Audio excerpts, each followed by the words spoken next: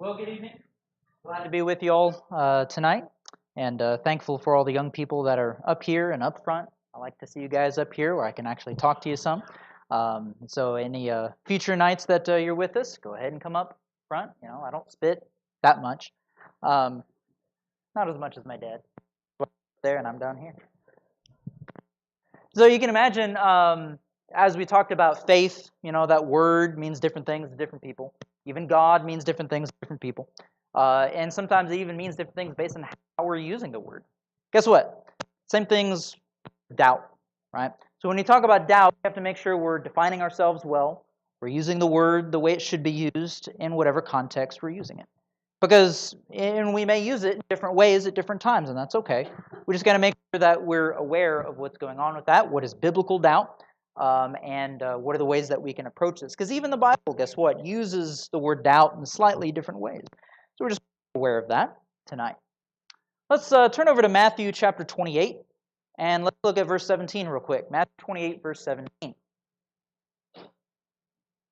I'm not expecting everybody to read the fine print of my presentations. It's okay. If you want a copy of it, I'll be happy to send it to you, and I'm sure Byron and would be happy to forward it to you. I'll make sure it's available to him. Right here is just a quote from what's in your own text. So Matthew 28, verse 17. We have this record here of the very end of Jesus' time on earth. He's getting ready to go back into heaven. And Matthew has already described the points in time in which the apostles saw Jesus for the first time and interacted with him. Some of the other gospel accounts tell us that when they first see him, they doubted the women who brought the message of the resurrection at first, like Peter and John and the others. We have records of some of them doubting, like in Luke, at the end of Luke's account, you have those who are on the road to Emmaus. They're confused. They're not sure what's going on. They doubted what the women had told them at the beginning too. So we've already seen doubt and unbelief as part of their journey, but this is after that. This is after Jesus has already been with them for a number of days. Matthew chooses to use that term there, doubt, at the end of their journey, which is curious, as expected. And maybe that should raise an eyebrow. And we ask, well, why did Matthew wait so long in the narrative to tell us that they doubted? So verse 17 tells us, right at the end of Matthew's account, they're already there. They gathered together, listening to Jesus. The 11, they come to Galilee even. When they saw him, they worshipped him, but some doubted. Now, this is not just before he ascends, right? This is up in Galilee. No, he's going to ascend from the Mount of Olives in just a short time. But at this point, it says, him, but some doubted. Have you ever thought about that connection? Why did Matthew say it like that? They worshipped him, but some doubted. What I'm trying to get to our minds this evening is the idea that sometimes doubt is okay. In this moment, Jesus is not chastising their doubt like he does in some other occasions. Sometimes Jesus will say, "You of little faith, why did you doubt?" Or that you have to pray with all faith and no doubt. Sometimes Jesus will say that. But in this moment, Jesus lets it ride. In this moment, you have people who are worshiping Jesus in the midst of their own doubts. I think that's significant. So let's think a little bit about what it means to doubt. So we've got two main definitions that, this is not Webster's dictionary. This is just kind of two working definitions for us. We've got one version of doubt that is challenge. So we're trying to challenge, we're seeking to undermine, we're trying to throw out something, so we're going to doubt it, right, from that sense. We're trying to reject it. We're looking for reasons to reject it. That's one way of doubting. And this type of doubt is something we need to be careful of and to stay away from. So, for example, over in James chapter 1, if you want to turn over there, this is the kind of doubt that James is talking about whenever he says, when you do go and you pray, you gotta take care not to have this kind of a doubt. He calls it a double-minded kind of a nature, where in verse 6 he says, when you ask, this is when you're praying, you have to believe and not doubt. It's this kind of doubt. The seeking to challenge, seeking to undermine, get what you want out of the discussion rather than trust. Because in your asking and your doubting, you're just, you're like you're on the sea, you're getting blown around, you're not anchored, right? You're not secure. Why would we even pray if we have doubt? Well, it's this kind of doubt. Yeah, you're praying to God, but you're praying to God trying to get what you want to out of the situation. James will pick up more on that when he gets to chapter 4. Okay, so that's what James is talking about there. Or you've got Hebrews chapter 3, if you want to look over at the previous book from James in Hebrews, beginning there in chapter 3. Remember again here who's the target person or group in the narrative Hebrew writer is talking about. It's the Israelites who had just witnessed all the 10 plagues. They were looking at the pillar of fire and cloud. They were watching the miracles happen. And yet, several points throughout Hebrews 3, it says they doubted or they did not exercise faith. He makes the critical point at the end of the chapter. It was about obedience. They could see it, but they were still doubtful because they were challenging God. That was the kind of doubt that God disapproved of in the wilderness. They were challenging Him. They were challenging Moses. They didn't like it, so they complained. That's the kind of doubt that we need to avoid and learn from to us. And even at the very end of the chapter, if you look at verses 18 and 19, and to whom did God swear that they would not enter His rest, if not to those who disobeyed? So we see that they were not able to enter because of their what? Last word there in the chapter. Why couldn't they enter? Unbelief. Disobedience, unbelief being paired together. They saw, they knew who God was. They heard His voice on the mountain, but they didn't believe. They had a kind of a doubt that was rejecting what God wanted them to do. So that's what we're trying to avoid, right? That's the kind of doubt we're trying to avoid. But there's another kind of doubt. And the second kind of doubt, which is what will be, I bet my just gone. Battery 1 and 2. Oh, there it goes. All right. I might have to get up here more than once then. All right, so a second kind of doubt is to simply ask questions. We want to know. I doubt that. I was having a conversation earlier today where somebody was telling me a list of studies or conclusions that they read about in a book, and it didn't line up with my own personal experience. I put a big old question mark on that, and I just started asking questions. I said, that doesn't seem like what I've gone through, what I've experienced, so I ask a bunch of questions. That's a different kind of a doubt. Not that I'm saying I'm going to just reject your premise entirely, but I want to ask the questions, dig in a little bit, and see whether or not it actually plays out. This is the kind of a doubt that I think is actually healthy for our walk. So go over to Mark chapter 9 real quick. Mark chapter 9. And remember the statement made by this desperate father? Remember the father who brought his child to Jesus, the child who was suffering from a demon possession, and the child itself had suffered. And the father comes, and he's desperate, he's emotional. He tries to get the apostles to cast out the demon. They didn't have the kind of faith that could handle that situation. So when Jesus comes back from the Mount of Transfiguration, all there, so he comes to Jesus, and the Master, he can fix this. If you can do anything, help. And Jesus says, what do you mean, if? Right? Why do you have that question mark? Now, Jesus is not really chastising him. He's prompting the kinds of responses. And remember, the man answers, I do believe, but what? What's the follow-up? Help my unbelief? This is the kind of a doubt that Jesus is actually looking for. The kind of a man who's able to admit, yes, I have enough faith to come to the right source. Because when the apostles were unwilling or unable to cast out that demon, he didn't just walk away. He didn't just say, fine, I'll just go home. Jesus must not be for me. He pursued it. He stuck with it. He waited until Jesus himself came. He knew where to go. But he didn't have all the answers. He couldn't fill in all the blanks. And so that's what Jesus is trying to prompt. This confession, help my unbelief. And that is this kind of a doubt we're talking about here. The second kind of a doubt, asking the questions, acknowledging that you don't know, but you're going to go to the right source to find out.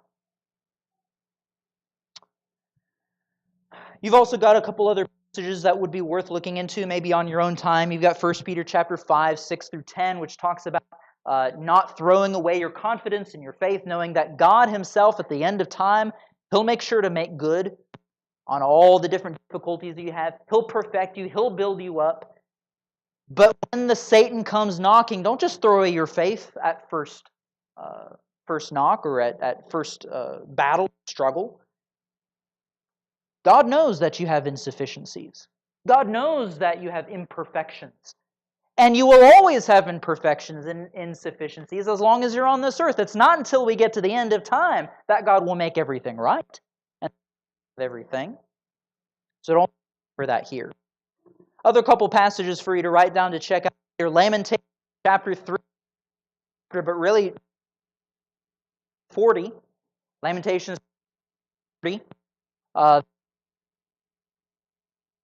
You see, very distressed Jeremiah, who has just own hometown be brutal.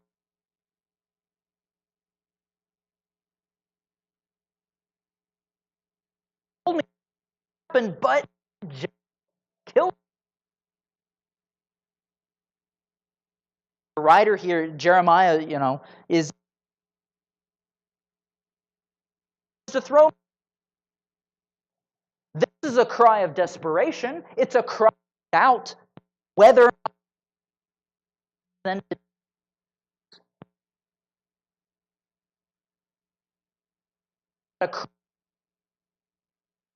this is a cry for help to God. And that's a huge. In our doubt, trying to complain about God to others, rather than God with our. And you find that to be true as well. You might even 22 and my God, what? Why forsake? A call upon that question mark. What God's going to do about this? With what He promised, I don't know how it's going to work out. I have doubts. But by the end of the psalmist is kind of taking me. Yes, he has those doubts, but by the time he gets to the end, he's able to reflect in hindsight and say, you know, God actually was with me the whole time. Passage that is the psalm. You do struggle with doubts, and we all will occasionally. Another. Go back to the Psalms.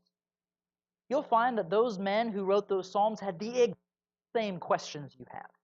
They had the exact same feelings that you have. They have the same tensions. They also have. They had friends who were unbelievers. They had family members who times or made it hard for people who were disliked.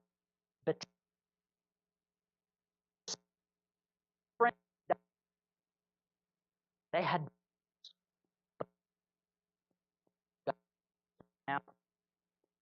belief, unbelief.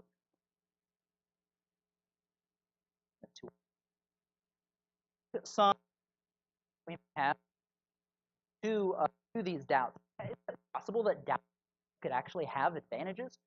Well, let's think about 4 particular advantages that always come to my mind. Number one, having doubt, the second kind of doubt we're talking about, right? Seeking questions to bolster the faith and understand God better. It encourages honesty, okay?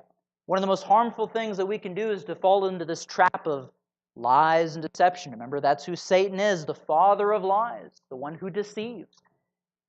When we're going to secure our faith, the last thing we want to do is to say over here, okay, so I have this really big question, but I'm just told by this textbook or by this Bible class teacher or by my parents, they're just told, you know what, don't worry about that. Tuck it under the rug, forget about it, it'll all be fine, don't worry about it.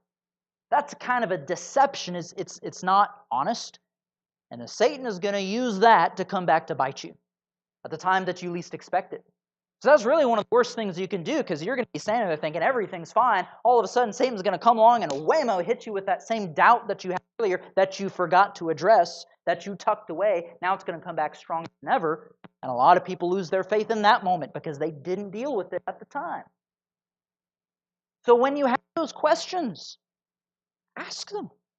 Don't wait. Right? Go through that process, because it encourages the honesty. And that's very helpful, healthy for you. Even if the types of questions you have are even leading you to the brink of not believing, guess what? The psalmists did that too. They also went through moments in their lives where they went to the brink of saying, all right, now's the moment. Am I going to choose to believe or not? These are helpful moments. Because secondly, it builds stronger foundations than you would have otherwise. Remember the parable Jesus gave about the one who hears these words of mine and believes them or acts on them. He'll be like the one who, remember, puts his foundations on the rock. I love Luke's account of that, because Luke adds the detail that it's the one who digs deep to find to build on it. So in Luke's account, it's not just, oh, here's a perfect foundation already to build on. You would be stupid for not building. Maybe so. But in Luke's account, Jesus says, it's not as easy. It's not as evident right away. You have to work hard. You have to build those foundations. It takes effort to do that. And guess what? It takes those kind of doubts, questions, honesty. If you're building a property and you go onto that property, you're not going to just start building anywhere. You're going to have to ask the question, where are the strong foundations? Where is the quicksand? Where is the mud? Where are the rocks that I might be able to build on? And sometimes you're going to have to get out a shovel and just start digging until you find some, right? That's what we're talking about here. Keep digging until you find that foundation. Thirdly, an advantage to doubt, it makes us empathize with the rest of the world. It helps us to identify, or at least to associate with those others who also had those same questions and struggles. And it helps them know that they're not alone. Spirit wanted to be preserved for you. Why is the book of Job there? To help you know that you're not alone in these same doubts, questions. And isn't it great? His own sins and faults and questions.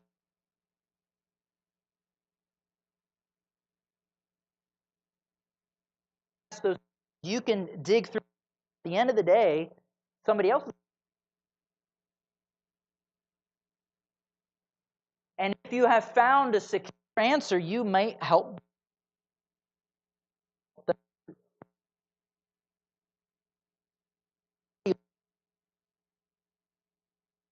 to walk through these strength for somebody else. And then fourthly, this is something worth keeping.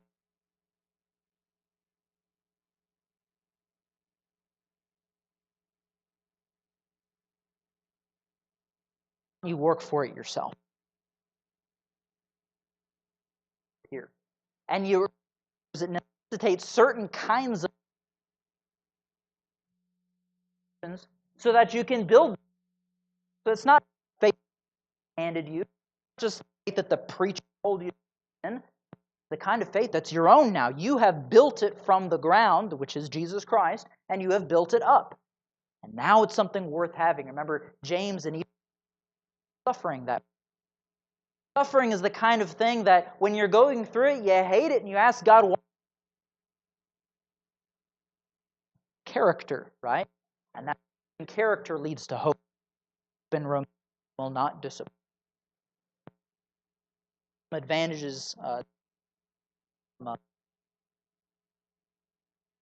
I'm going to come back up here at part of my time, partly because on Matthew chapter 28 here for the remainder of our lesson tonight. Matthew 28 verses 18 through 20.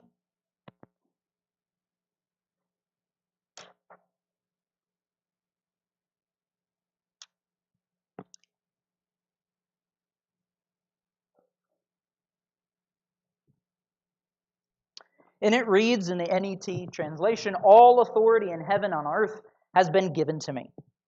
Therefore, go, make disciples of all nations."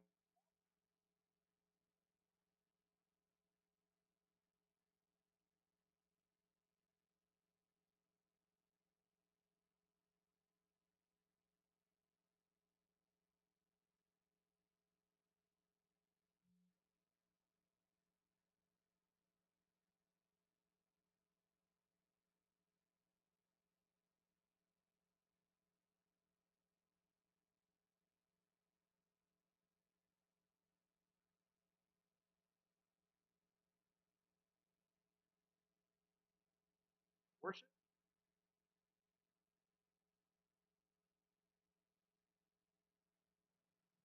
So Jesus gives them three main encouragements here. Number one is authority. Authority is a source of comfort whenever you're having these types of questions. Because in the end, Jesus is telling them, and He's telling you, you don't have to trust yourself. I have the answers, right? Isn't that a source of encouragement? You may wonder, how in the world is this possible? What am I going to do about this? How am I going to connect these dots? How am I going to put all this together? And Jesus is saying, you don't have to. I have been given all authority on heaven and on earth. It's been given to me. So He's basically saying, I have the answers. I am the answer. You don't have to trust yourself on all these things. And there are two aspects of this that I find to be fantastic and to be helpful. Number one is Jesus' authority to forgive sins. And I'll tell you why that makes such an important difference here. If Jesus has the authority to forgive sins, remember back in Mark chapter 2, verses 10 and 11, when He's healing the lame man, and that's one of the reasons why He does heal the man, right? To prove that the Son of Man has authority on earth to forgive sins. Why is that so important? Because so many of our doubts are centered around our own insufficiencies, our own sins, our own ability to live up to the standard that's being asked of us. I don't think I can do that. Jesus said, you don't have to have the authority to handle your own sins. All authority has been given to me. He said the Son of Man has the authority to forgive sins. You don't have to set out on your journey so that you can forgive all your own sins. That's not what's being asked of you. So if the kinds of doubts you're struggling with are related to your own insufficiencies, your own insecurities, Jesus' response to the disciples is, I have the authority. You don't have to trust yourself. Just trust me. And really, in the end, how confounding is it that Jesus would, number one, be willing and then able to forgive your sins? That is a confounding thing, and nobody in this room can raise their hand and say that they fully understand that.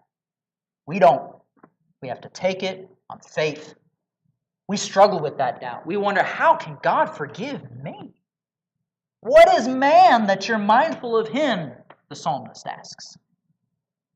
And the Son of Man that you would even consider him. We are low like worms on the ground. Why do you even put up with us? There is no answer other than God has chosen to love you. I have all authority, Jesus says. Another thing that greatly helps in this is Jesus' authority over doctrines, teachings, the things that secure faith, make faith what it is, make truth what it is, the things we're to go out and preach and teach. Jesus has authority over all those things too. You don't have to construct a perfect theology and a perfect church for yourself. You just got to do what Jesus already told you to do. He's got the authority. He's already told you the rules. You just got to obey.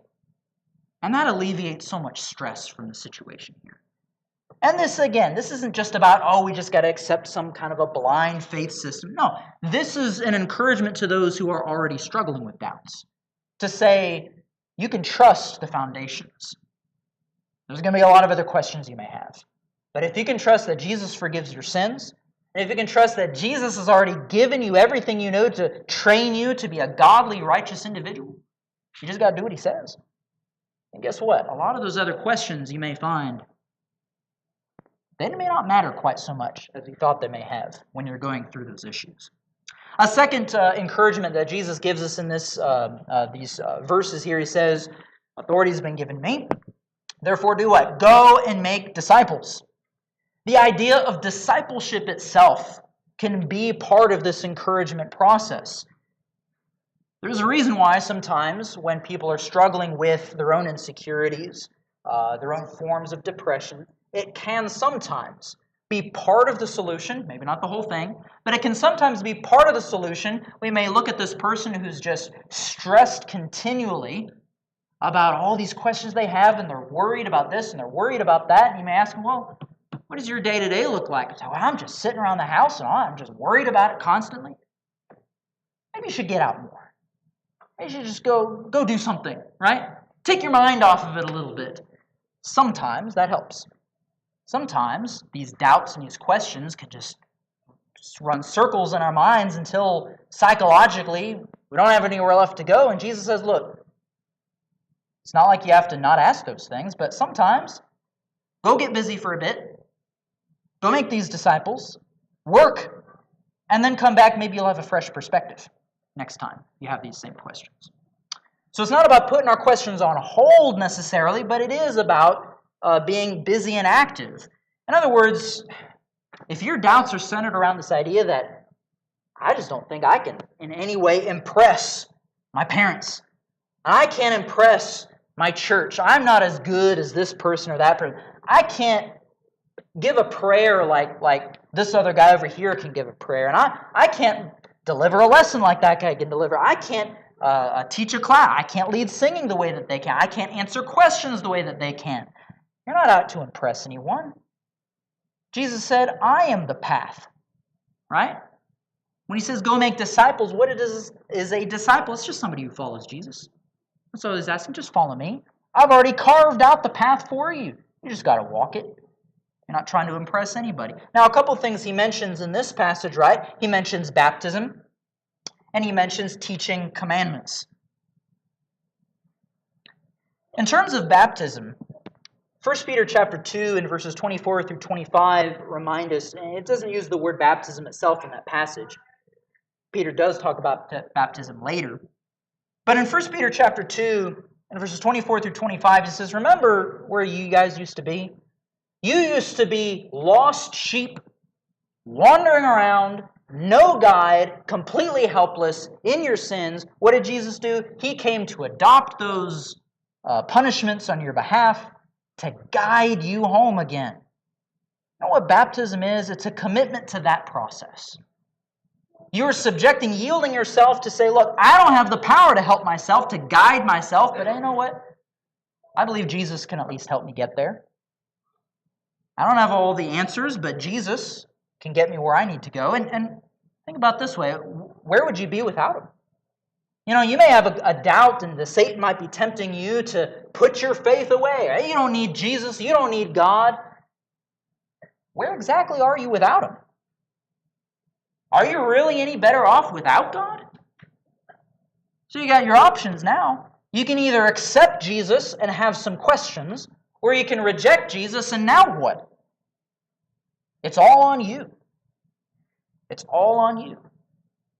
And Jesus is telling his disciples, you know, go out, make those disciples, just follow me. Part of that picture involves the baptism, which is a commitment to that very process. Or, you know, even in Isaiah chapter 43. If you want to turn over to Isaiah 43 real quick, this is a powerful set of chapters for you to keep in mind, where God is describing many important facets about who he is. Isaiah 43, let's just notice starting in verse 10, for example. You are my witnesses, declares the Lord, and my servant whom I have chosen, so that you may know and believe me and understand that I am. Before me no God was formed, nor will there be anyone after me. I, even I, am the Lord. And apart from me there is no Savior. I have revealed and saved and proclaimed. I, and not some foreign god among you. You are my witnesses, declares the Lord, that I am God. Yes, and from the Ancient of Days I am He. No one can deliver out of my hand. When I act, who can reverse it? Fundamental question. Where are you without God? Where are you? Go out. Be a busy disciple. Is your alternative really any better than the questions that you have? The Satan is going to throw all sorts of peripheral questions at you. Does that really undermine the foundation that you have? That's an important picture to this. And it's even related to the second point I'd mentioned about teaching commandments. You see, you go out, make the disciples, baptizing them, teaching them to obey all the things that I've commanded you. That goes back to Jesus having the authority over the doctrines. But you know, the more you study, okay, teaching everything that I've commanded, that involves that we have to do some studying. The more we study, and the more we know Jesus from what the Scriptures say, the more we do that, the more you will learn to prioritize the important issues from the non-important issues. And sometimes you'll find that the doubts that you have don't actually really mean anything. They're not actually that important like you think. The only way to know that is perspective. So get busy reading. Get busy studying. Get busy knowing Jesus. Get busy reading what He has to say. And the more you do that, the more you'll find that these issues sometimes take care of themselves. Not to say that there's not going to be some lingering questions and doubts. There always will be. But prioritize. And you'll find that it'll help a lot. So go out, teach the things, read the things that Jesus is commanding.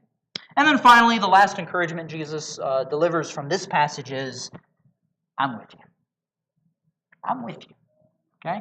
Jesus is offering His own presence to be with you, guiding you through all this. He says, I'm with you always, even to the very end. I'm with you. And what an encouragement that is, to know that we have the Creator of the universe on your side, even while you're doubting. Sometimes we get this idea in our heads that, well, because I know I'm not supposed to doubt, because James says, do not pray with doubt in your heart. And then you think, well, I have these doubts in my mind, so God's not with me anymore. No. Jesus saw when His apostles were struggling, and He tells them, look, guys, I'm with you. I'm with you. There's a healthy kind of a doubt. And that doubt is to say, look, I have questions that I don't know what to do about, but I'm going to go to the source that has the answers. So don't throw aside your foundations because of some peripheral issues. Dig down deep, find those foundations, ask the right questions. We'll talk more about asking the right questions later in the series. But tonight I just want to encourage you to ask the questions. Don't be afraid of the word doubt so long as you're using it in the right, healthy kind of a way. All right, this is my presentation for tonight. One last question, last question I would leave you with is to think to yourself, are you looking for answers or are you looking for more questions? Jesus said, seek and you will find. If you go looking for answers, you'll find. If you go out looking for more questions to cause problems, you'll find that too. Thank you.